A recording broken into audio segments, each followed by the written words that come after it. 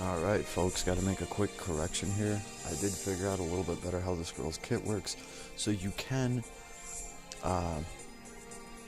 only shut off one ability, and then you'll still have two of them that you can throw, and they'll still have a boost, it just won't be as much of a boost. So what we've done here is we have the S1 and the S2 that we're going to be running. We're turning the S3 off, so we should have a boost to both of those, just not a full boost. Oh, whoops. This is God mode.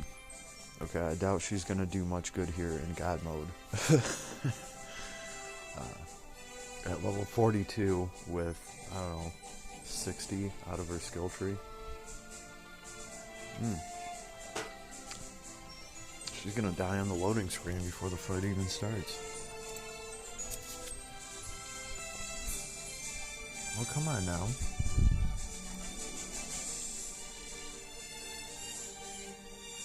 Alright.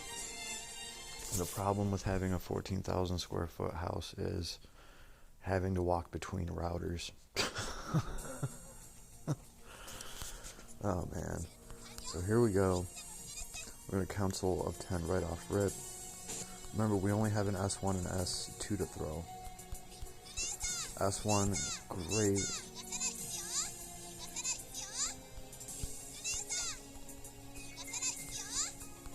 She's keeping herself fed pretty well. She's got pretty good SCT recovery because of those boosts. That laser is wrecking pretty good. Keep in mind, folks, this girl is at 30 SC in a god level. That's impressive. Oh, and we got them all bunched up. I do love that laser.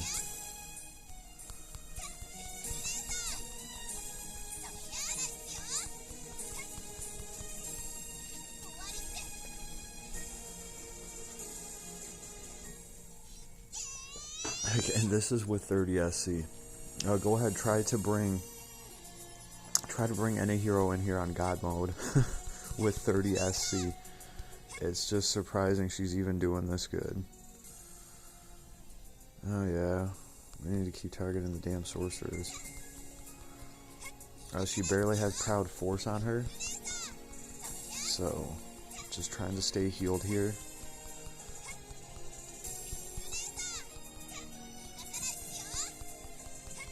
She's comboing them pretty good. Actually, I don't know if we have Proud Force, because we are not critting and healing at all.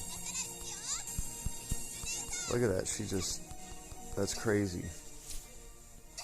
I gotta say, we'll look at her right now, because I meant to go into a nightmare level, but you guys just saw how much damage she did on a god level.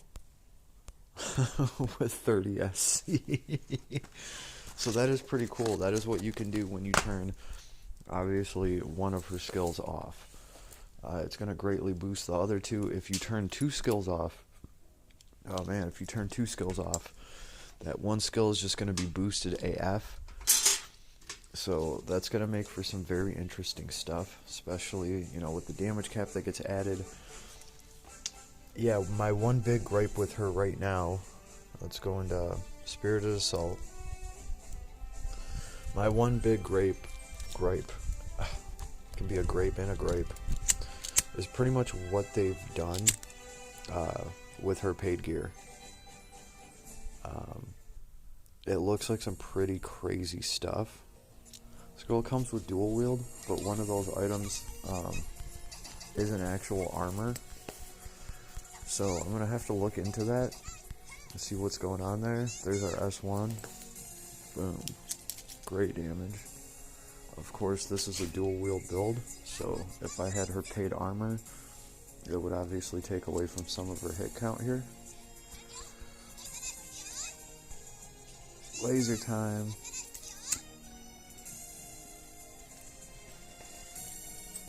You see, at first, those abilities that we toggle before the fight, I really thought you were going to be able to just go into your magic screen and they were going to be in here to toggle.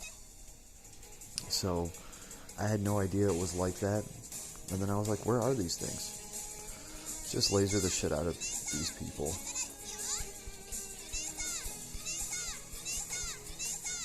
Yeah, it's awesome. So she didn't even have to use her other one here. So she can completely dominate Nightmare. But when I go over to God mode, she's obviously going to have an issue.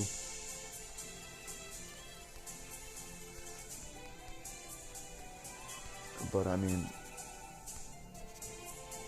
what would you really expect? She's level 42. Actually surprised she made it that far into the God level. I mean, she got halfway through clearing the first wave. With 31 SC, not 32, she's not woke, barely enhanced, and she has 80 of her abilities unlocked with mediocre gear. Other than this hammer, I actually think this gun helps her a lot because it's so easy to get that break off. She doesn't have anything really that special here. The hammer's nice, and yeah, there's that. So she's definitely going to be a fun and different character to play. But this is kind of how these abilities work. You're going to have to actually toggle them in here, you know, and turn on whichever ones you want. So yeah, I think for now I'm going to run Radiator and Laser on. So if I missed anything, or if there's more to it, please leave me a comment. Let me know. But I did just kind of want to correct. I can see now why when you select one, it says like, you know, damage cap minus 5,000 for each one, or, you know, because it's giving you 10,000 damage cap if it's the only one up, right? If another one's selected with it, it's only giving you 5,000, and if all three of them are selected, you're not getting any to your damage cap. So that's how they're doing it. It makes sense now. So I just wanted to kind of correct that a little bit and at least showcase it. But very interesting, strange character.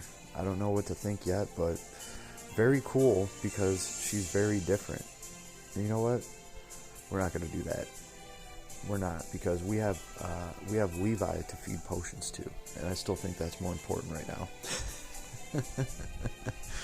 All right, everybody. Yeah, if I missed anything, I'm sure I probably did with her. She has so much stuff going on for her. The trait's great. Powered gear. When hitting an attribute weakness, which she's going to be doing all the time, damage plus 40%, damage cap plus 4,000. Obviously, I don't have this leveled up. That's just solid on its own. Any sort of 50% more to your damage is awesome. Anything along those lines is always awesome. But the built-in golem core thing, yeah, abilities must be set to use skills based on which skills are usable. Nullify flinch, cut. I mean, these are amazing things, right? Nullify flinch means while the rest of your party's being flinched, she's going to be able to stand there and blast her S1 and maybe blast through a boss's threshold and finish him off while everyone else is getting flinched, right? Cut magic attack damage from an element by 20%. That's huge. Yeah. Cut magic attack damage from an element, 20%. Skill 1, Earth. Skill 2, Fire. Skill 3, Ice. Those seem out of order, but whatever. Boost skill damage based on number of unusable skills. So when you leave one of them at home, it's unusable, and based on how many you leave at home determines how many bonuses you get. The more skills you leave at home, the more bonuses you get for the skills that you're actually bringing with you, right? So if you, if you leave one skill at home, you get a 50% bonus. If you leave 2 skills at home, you get a 200% bonus. But then you're only pretty much throwing your S1 or your S2 or one of them, and you got your S4.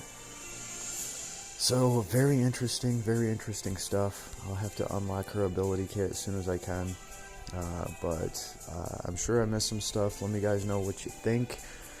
And oh man, This hammer that I got today, funny story, I got this stupid smug ass look on my face like, I'm gonna put this on Levi.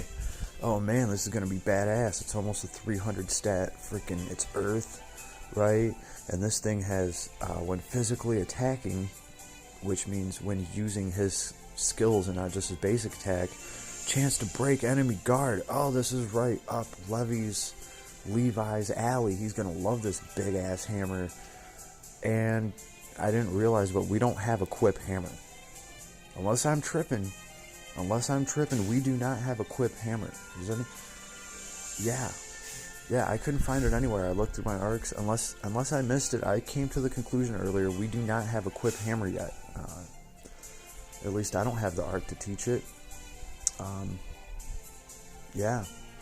So, I can tell you right now, maybe that's why I saw people talking about putting a spear on Levi, because we have some good earth spears and we have some good earth skills, and you can teach somebody to equip a spear. But I figured that by now we would have had a quip hammer for the longest time, I would have thought, but I couldn't find it. Anyway, I wanted to give this to Levi. I just thought he'd be great with it.